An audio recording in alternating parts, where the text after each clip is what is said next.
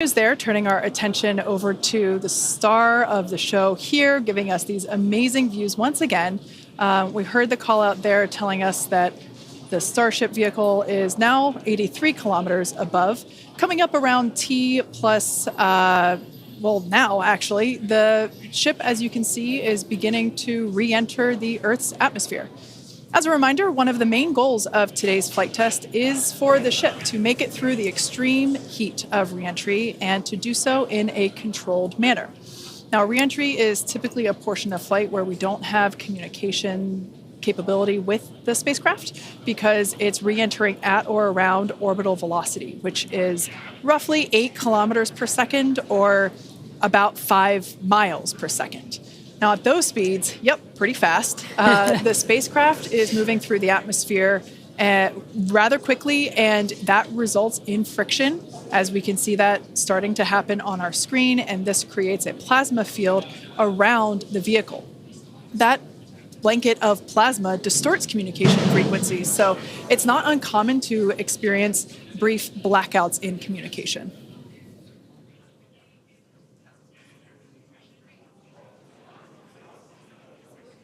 Starship is approaching the peak heating phase of entry.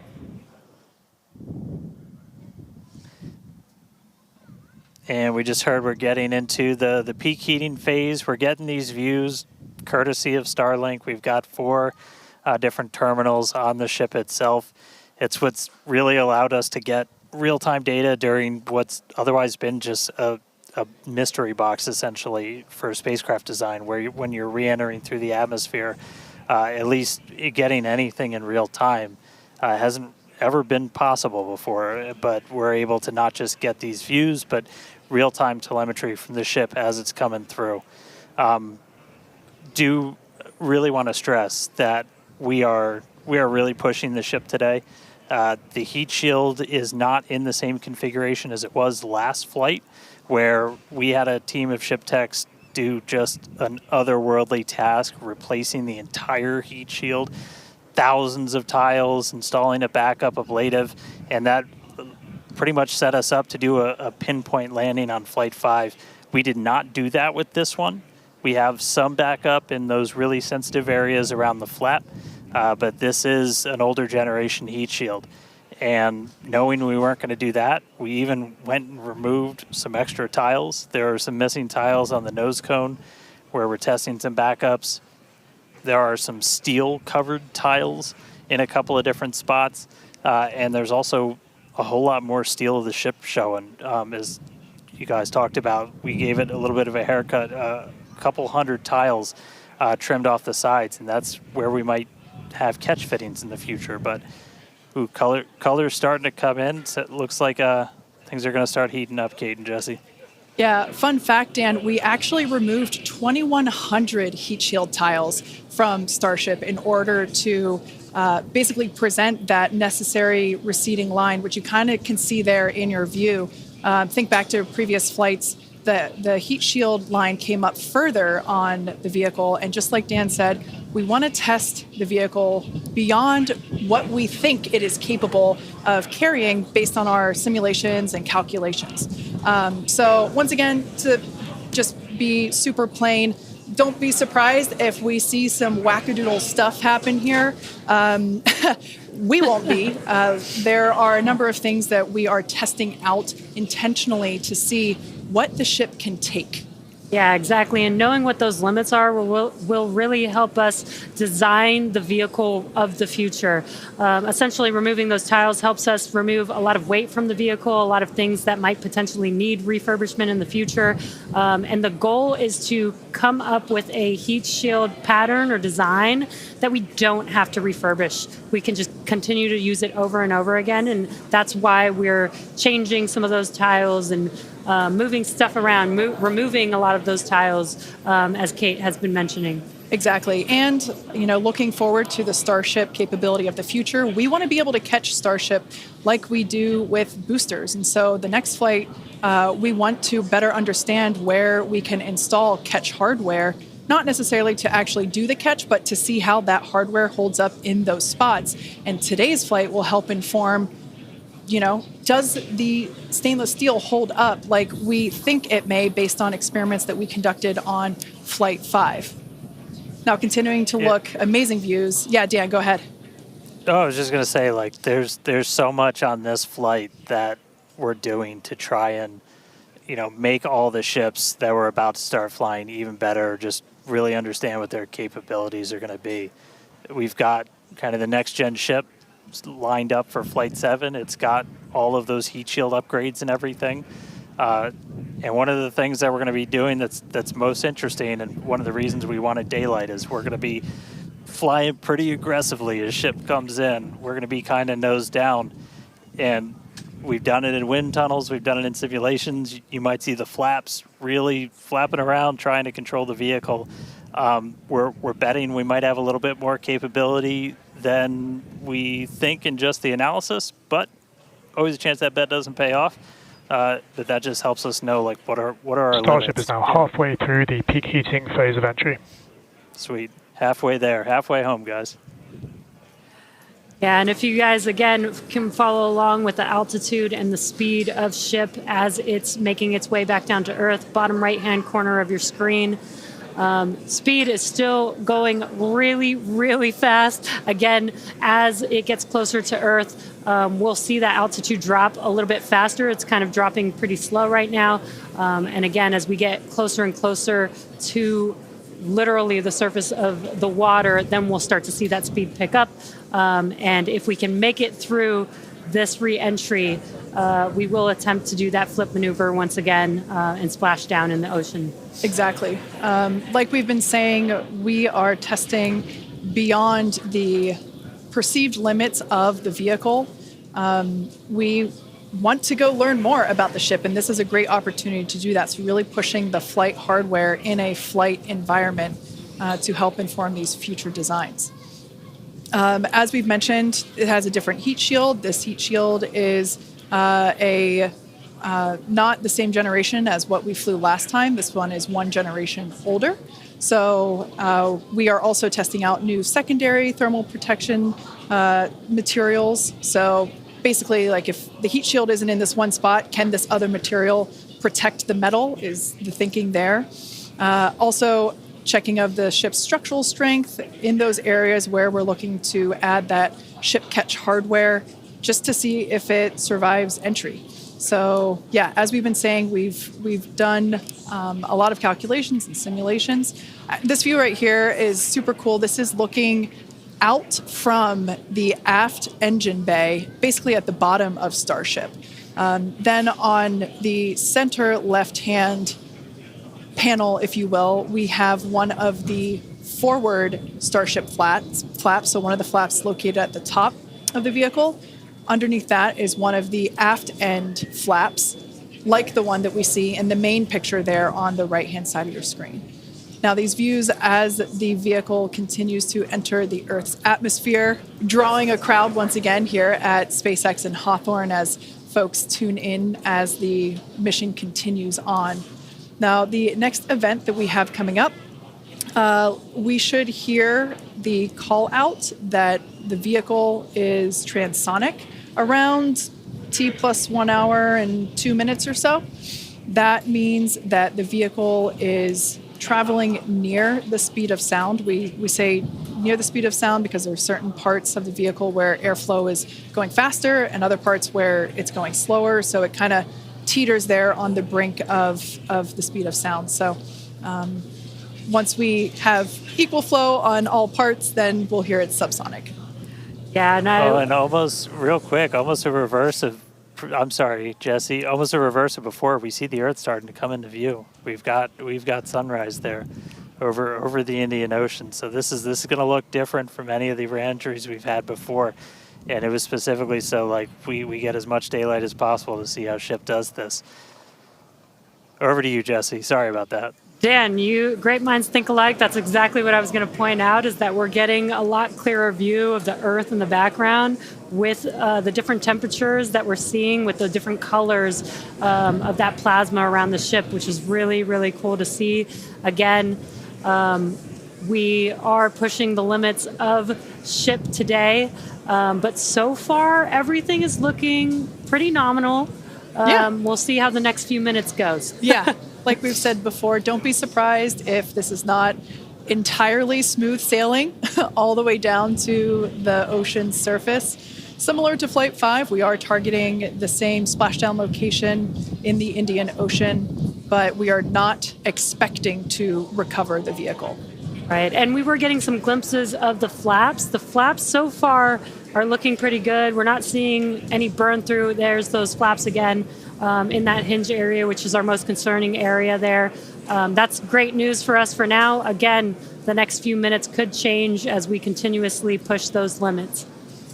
Yeah, once we slow down a little bit, once we're subsonic essentially, so I think that's about 1,200 kilometers an hour. Once we're down below that, that's when we're going to kind of dip our nose down and get that more aggressive angle of attack. Normally we're just belly flop right into the water, pretty much that position. But if we're going to be able to do return to launch sites, we're going to want to be able to fly with a little bit more of an angle of attack, get you a little bit more range as you're coming through. And so this'll be just a test to see quite how far can we push it. And obviously we're going to do these kind of tests way out here in super remote areas before you ever try to bring a ship back to a place like Starbase. Starship remains on a good entry trajectory. External temperatures are coming down. All right, great news there. That tells us that we are through the phase of peak heating. So we are expecting these temperatures to continue to come down. Once again, we are targeting a soft splashdown in the Indian Ocean off the northwest coast of Australia. We can see these beautiful views of planet Earth coming in. Yeah, this is very different, where we had nighttime views of the ship as it was re-entering. And now we've got daylight. It is about an hour or so after sunrise there in the Indian Ocean. So pretty cool to see this.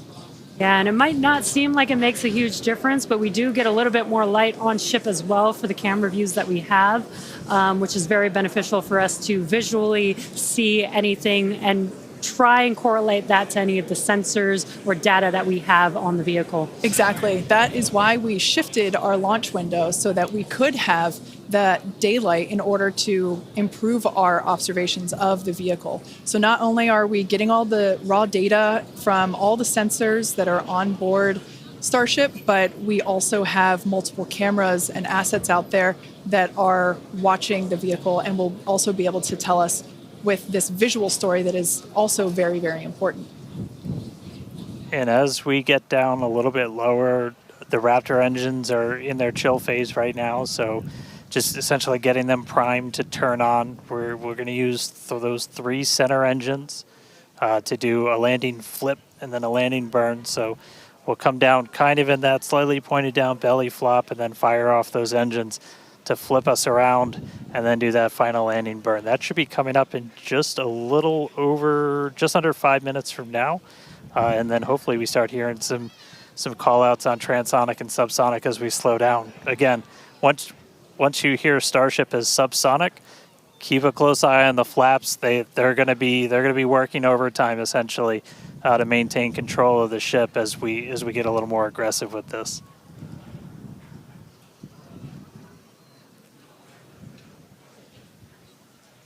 We can see that we are beginning... Starship has passed maximum entry dynamic pressure.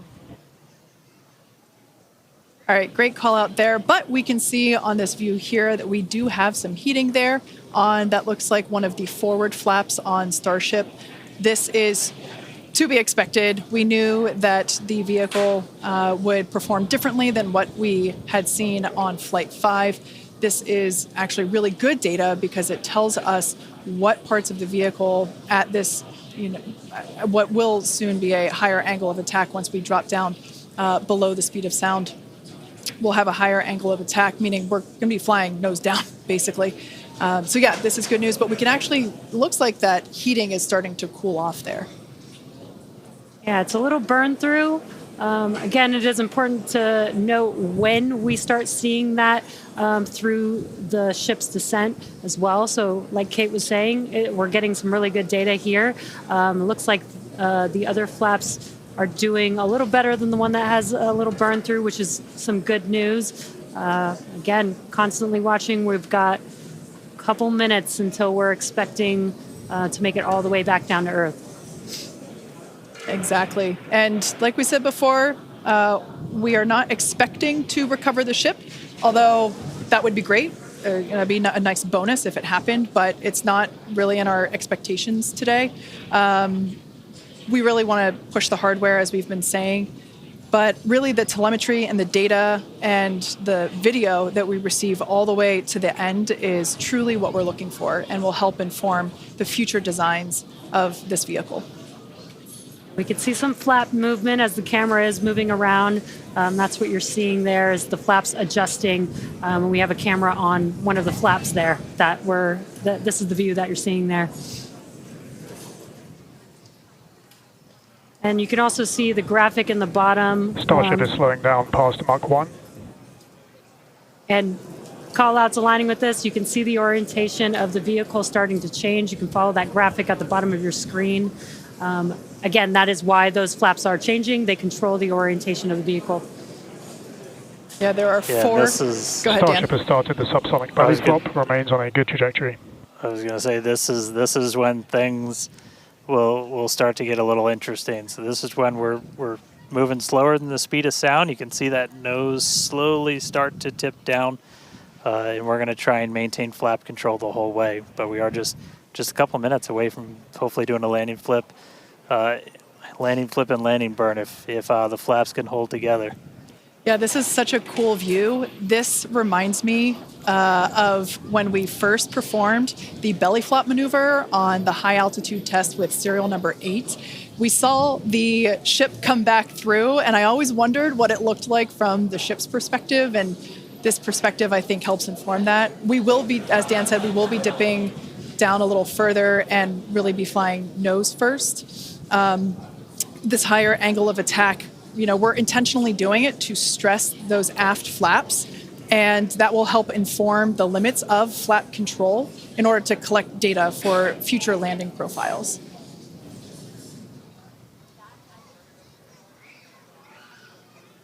I mean, we're looking good so far. We've just got about 5 kilometers in altitude to go. We'll ignite the engines when we're still just a couple hundred meters over the ground, do that flip. Starship is passing through 5 kilometers altitude, remains on a good trajectory. I have a feeling this is going to look so cool as it passes through the clouds. Obligatory shout out to the entire avionics team on Starship. And there's that nose down orientation.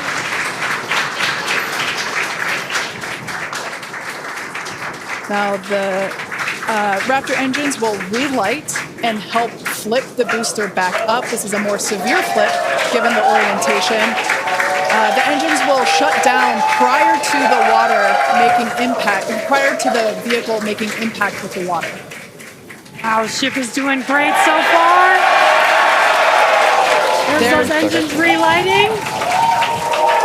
What a great reorientation by Starship. Wow.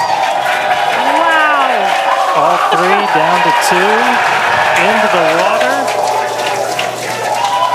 Starship is landed. Wow.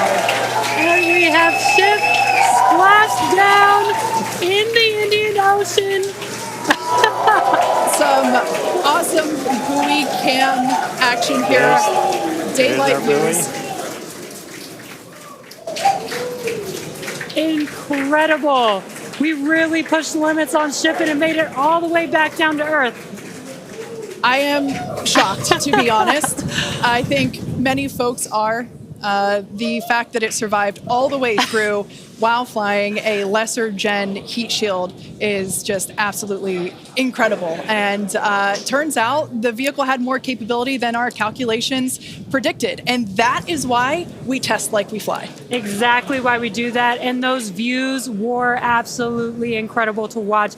because of Starlink, we were able to get the views all the way down, as well as the buoys, seeing ship touchdown in daylight. So cool. So cool.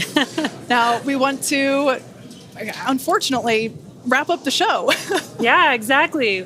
We'll say congratulations to our teammates at SpaceX and to everyone who supported the Starship program. And thank you to all of our future customers for your support. We'd also like to thank the people of Cameron County, Texas, as well as the Coast Guard, the Federal Aviation Administration, the Government of Mexico, and the Australian Space Agency.